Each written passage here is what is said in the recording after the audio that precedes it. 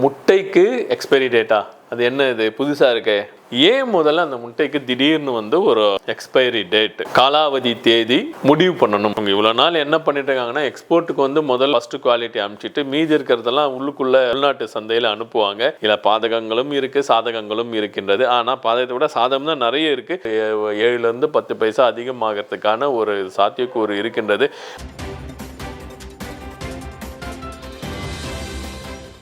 வணக்கம், நான் உங்கள் வழக்கறிஞர் நாராயணன். அங்க தொட்டு இங்க தொட்டு கடைசியில முட்டைக்கு வந்துட்டாங்க. நல்லதுதான். இது முட்டைக்கு எக்ஸ்பைரி டேட் கொடுக்கணும் அப்படின்றது தான் இப்போ கவர்மெண்ட் அனௌன்ஸ் பண்ணியிருக்காங்க. நம்ம கவர்மெண்ட் இல்லை, உத்தரப்பிரதேசம் கவர்மெண்ட் இப்போ அனௌன்ஸ் பண்ணியிருக்காங்க. பொறுமையாக அதர் ஸ்டேட்டில் இம்ப்ளிமெண்ட் பண்ணுறதுக்கான ஒரு சான்ஸ் இருக்குது. முட்டைக்கு எக்ஸ்பைரி டேட்டா அது என்ன இது புதுசாக இருக்கு அப்படின்னு கேட்டிங்கனாக்கா, இது இந்தியாவில் மட்டும்தான் உள்நாட்டு உற்பத்தியில் இதை ஃபாலோ பண்ணுறதில்ல. ஆனால் எக்ஸ்போர்ட் பண்ணுற அனைத்து முட்டைகளுக்கும் அந்த மாதிரி ஒரு சீல் போட்டு எப்போ அந்த முட்டையை எக்ஸ்பைரி ஆகும் இந்த பர்டிகுலர் டேட்டுக்குள்ளே அதை உபயோகப்படுத்திடணும் அப்படின்னு சொல்லிட்டு சீல் போட்டு கொடுக்கறது தான் வழக்கமாக இருக்குது. அதை உள்நாட்டு கொள்முதல்களிலும் உள்நாட்டு சந்தையிலும் கொண்டு வரணும் அப்படின்றத முதல் முறையாக ஆர்டர் போட்டிருக்காங்க. உத்தரப்பிரதேசத்தில் இது முதல்ல கொண்டு வந்திருக்காங்க. இது படிப்படியாக ஒரு ஸ்டேட்டில் கொண்டு வந்துட்டாங்கனாலே படிப்படியாக அதர் ஸ்டேட்டுக்கு வந்துடும். அதில் எந்த விதமான மாற்று கருத்தும் இருக்க முடியாது. ஏன் முதல்ல அந்த முட்டைக்கு திடீர்னு ஒரு எக்ஸ்பைரி டேட் காலாவதி தேதி முடிவு பண்ணணும். இது ஏற்கனவே food adulteration and other department இருக்கிறாங்க இல்லைங்களா, அவங்க ஏற்கனவே ஃபிக்ஸ் பண்ணியிருக்காங்க. எந்த ஒரு உணவுப் பொருளாக இருந்தாலும் அதுக்கு ஒரு பர்டிகுலர் பீரியடு தான் பெரிஷபிள் நான் பெரிஷபிள் இருக்குது. பெரிஷபிள்ன்னும் போது இந்த நேரத்துக்குள்ளே இத்தனை நாட்களுக்குள்ளே உபயோகிக்க வேண்டும் அப்படிங்கிறது ஒரு லா இருக்குது. லாங்கிறத விட அதுக்குள்ளே உபயோகப்படுத்தினாதான் அந்த மனிதர்களுக்கு அது எந்த உபாதையும் ஏற்படுத்தாது அப்படின்ற இதுக்காக சட்டங்கள் போட்டிருக்காங்க. அவ்வளோ ஏங்க ஸ்வீட் கடைங்களுக்கு கூட கொஞ்சம் நாள் முன்னாடி கூட அந்த ஆர்டர் போட்டிருந்தாங்க.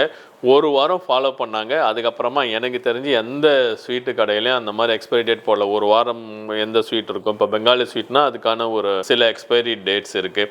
குலாப் ஜாமுன்னா கொஞ்சம் நாள் தான். ஒரு ரசகுல்லானாக்கா பாக்கெட்டில் அடித்தாங்கனாக்கா அது கொஞ்சம் நாள் எக்ஸ்பைரி ஒரு மாதம் அந்த மாதிரி தாங்கும் அப்படின்ற மாதிரி இருந்தது. ஆனால் டெய்லி நீங்கள் ஸ்வீட்டு செஞ்சு கடையில் வைக்கும்போது நீங்கள் எக்ஸ்பைரி டேட் அதில் மென்ஷன் பண்ணி தான் இருக்கணும் அப்படின்னு சொல்லிட்டு ஆர்டர் போட்டாங்க. ஃபுட் அண்ட் ஹெல்த் மினிஸ்ட்ரியில இருந்து இந்த ஆர்டர் ஏற்கனவே வந்திருக்கு. ஆனால் இது யாரும் ஃபாலோ பண்ணுறதில்ல. இப்போ முட்டைக்கு அந்த டேட்டு போடணும் அப்படின்றாங்க. அப்படின்னு பார்க்கும்போது ப்ராக்டிக்கலாக பார்த்தீங்கன்னாக்கா இது பாசிபிளானாக்கா எக்ஸ்போர்ட் பண்ணுற கம்பெனிங்கிறது எக்ஸ்போர்ட் பண்ணுறவங்க கொஞ்சம் ஒரு லெவலில் இருப்பாங்க. வளர்ந்த இவங்க அதில் அந்த டேட்டு எல்லாம் ஃபிக்ஸ் பண்ணி போட்டு அனுப்புறதுக்கான சாத்தியக்கூறுகள் இருக்கும். சின்ன விவசாயிகளால் ஒரு சின்ன பண்ணையாளரால் அந்த முட்டைக்கு அந்த எக்ஸ்பைரி டேட்டு பிரிண்ட் பண்ணி கொடுக்க முடியுமா அப்படின்னு நான் பார்த்தாக்கா அது இப்போதைக்கு சாத்தியக்கூறுகள் இல்லை. பிரிண்ட் பண்ணாங்கனாக்கா அவங்களுக்கு ஒரு 3 காசுலேருந்து 5 காசு வரைக்கும் அவங்களுடைய உற்பத்தி செலவு அதிகமாகிறதுக்கான ஒரு சான்ஸ் இருக்குது. இவங்க இவ்வளோ நாள் என்ன பண்ணிட்டு இருக்காங்கன்னா எக்ஸ்போர்ட்டுக்கு முதல் ஃபஸ்ட்டு குவாலிட்டி அனுப்பிச்சிட்டு மீதி இருக்கிறதெல்லாம் உள்ளுக்குள்ளே உள்நாட்டு சந்தையில் அனுப்புவாங்க. அது 1 or 2 டேஸ்க்குள்ளே லோக்கல் மார்க்கெட்டுக்கு வந்துடும்.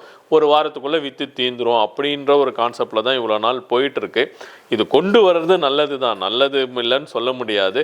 இருந்தாலும் இந்த எக்ஸ்பைரி டேட் போடுறது அந்த பேக்டு எக்ஸ் அதெல்லாம் இருந்தீங்கன்னாக்கா சூப்பர் மார்க்கெட்டில் போனீங்கன்னா பேக்டு எக்ஸில் இருக்கும். ஆனால் அந்த முட்டையில் இல்லாமல் மேலே ஒரு ஸ்டிக்கர் மாதிரி தான் ஒட்டியிருப்பாங்க. ஆக்சுவலாக அது பிச்சுட்டு வேறு ஸ்டிக்கர் கூட ஒட்டிக்கலாம். இந்த இதில் பிரிண்ட் பண்ணிட்டாங்கனாக்கா மறைக்க முடியாது அப்படின்ற மாதிரி தான் அந்த கான்செப்டை கொண்டு வந்திருக்காங்க. இதில் பாதகங்களும் இருக்குது சாதகங்களும் இருக்கின்றது. ஆனால் பாதகத்தை விட சாதகம் தான் நிறைய இருக்குது. ஆனால் இதோட உற்பத்தி செலவு கொஞ்சம் அதிகமாகும்.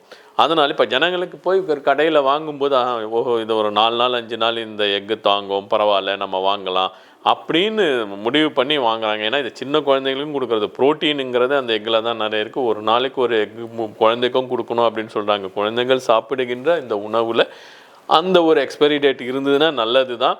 கடைக்காரர்கள் எல்லாரும் தவறு பண்ணுவதில்லை. சிலர் அந்த மாதிரி இங்கே கெட்டுப்போன முட்டைகளையும் விற்கிறதுக்கான சான்ஸ் இருக்குது. சிலர் வாங்கிட்டு போயிட்டு யூஸ் பண்ணிவிட்டு குழந்தைக்கு உடம்புக்கு ஏதாவது வந்ததுக்கு அப்புறமா ப்ளேம் பண்ணிக்கிட்டு இருப்பதை விட இந்த மாதிரி எக்ஸ்பைரி டேட் இருந்ததுனாக்கா நல்லதுன்னு தான் நான் ஃபீல் பண்ணேன். ஆனால் உடனே கொண்டு வர முடியாது. இட் டேக் ஒரு 3 to 5 பைசா அந்த உற்பத்தி காசு அதிகமாகும் போது முட்டையினுடைய ஃபைனல் கன்சியூமரை போய் சேரும்போது அது ஒரு 7 to 10 பைசா அதிகமாகிறதுக்கான ஒரு சாத்தியக்கூறு இருக்கின்றது.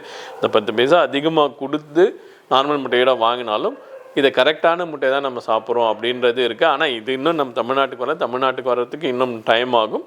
அதுக்குள்ள வியாபாரிகள் கொஞ்சம் அவேர்னஸாக இருந்து இதை பண்ணாங்கனாக்கா ஒரு வகையில் சொசைட்டிக்கு நல்லது பண்ணதாக இருக்கும் என்று கூறி இந்த காணொலி முடிக்கின்றேன். நன்றி, வணக்கம்.